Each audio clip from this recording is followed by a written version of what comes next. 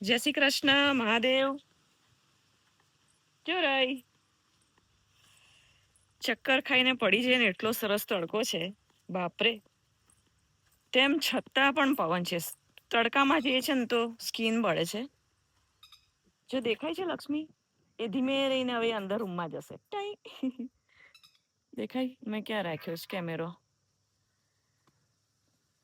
હું શું કહેતી હતી? હા, ડાયરેક્ટ સનલાઇટમાં જઈએ છે ને એટલે બળે છે, પણ અહીંયા પવન છે. ફાયદો એ છે કે અહીંયા પવન છે, પણ કામને લીધે તો આમ તડકામાં તો એ થવું પડે. જો જો આમ જો કેટલો સરસ પવન છે. જો છે ને, છે ને. બે દિવસ બહુ જ બિઝી રહ્યા. એ બહાર આવી ગઈ. જો આ ઊભી દેખાય. થોડી વાર બહાર આટા ફેરા મારું એટલે છાંયડે છાંયડે રહું છું ને અહીંયા હું જોઉં છું. હું વિડીયો કરતી હતી. કેમ રૂમમાં ના ગઈ? ખાઓ ને, બાજરો જ્યાં ખાને.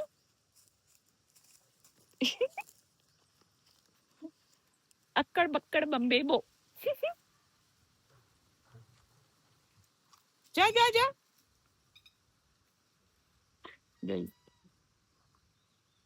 ટીટોડીનું બચ્ચું આટલું મોટું થઈ ગયું. જો આ રહ્યું. પણ હું નજીક નથી જતી. એક વિશ્વાસ મેં કાયમ કર્યો છે કે અમે જ્યારે પણ અમે બહાર આવીએ ને એટલે એની મમ્મી છે ને ચીસા ચીસ કે બૂમાબૂમ નથી કરતી.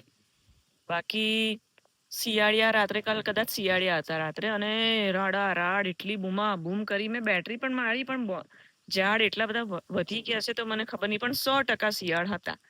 એટલે બિચારી એટલી રાડો પાડતી હતી. અને ગયા વર્ષે શૌર્ય નાનો હતો ને તો ટીટોડીના બચ્ચા પકડતો.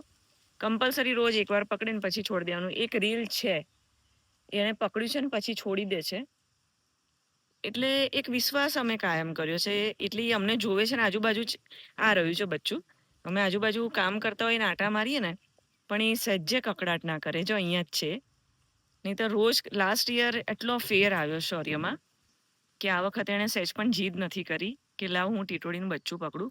કોઈ પણ ગેસ્ટ આવે છે તો અમે નથી પકડવા દેતા. જ્યારે શૌર્ય નહોતો સમજતો ત્યારે વાત અલગ હતી, પણ આ વખતે એકવાર એણે નથી કીધું કે મને ટીટોડીનું બચ્ચું પકડવું છે. પણ ગેસ્ટ આવે ને જ્યારે પકડવાનું કોઈનું ધ્યાન જાય ને એટલે હું ચોખ્ખી ના પાડી દઉં, બચ્ચું નહીં પકડવાનું. કારણ કે એનો જીવ એટલો બળી જાય છે ને, આમ ચીસા ચીસ કરી મૂકે છે.